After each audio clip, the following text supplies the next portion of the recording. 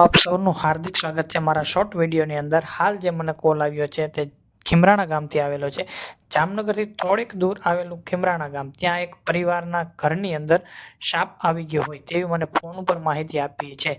આમ તો 3 દિવસ ત્યાં એ લોકોને આ સાપ ડરાવી રહ્યો હતો અને એક ભયનો માહોલ ઊભો હતો, પરંતુ આજે તેઓના ઘરમાં આવી ગયો એટલા માટે મને કોલ કર્યો કે ભાઈ અમારા ઘરની અંદર એક સાપ આવી ગયો છે અને ત્યાં નાના નાના બાળકો પણ છે.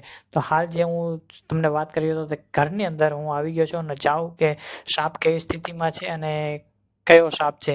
તો આઈડી કરવામાં એક કોબરા સાપ છે. કોબરા સાપ છે એ અત્યંત ઝેરી સાપ હોય છે અને આનાથી મિત્રો તમારે હંમેશા દૂરી બનાવીને રાખવી. આની કોઈ પણ છેડછાડ કરવી નહીં. હાલ જે સ્થિતિમાં તમે જોઈ રહ્યો છો એવી સ્થિતિમાં સાપ દેખાય એટલે તમને એવું જતાવવા માંગતો હોય કે તમે મારાથી દૂર રહેજો, નહીં તો હું તમને કરડી લઈશ. હાલ જે મેં સાપ પકડી લીધો છે અને હવે એક સુરક્ષિત ડબ્બામાં એને કોઈ ઈજા ના થાય એવી રીતે પેક કરી અને ફરી એક વખત હું કુદરતના ખોળે અને તેને મુક્ત કરી દઈશ.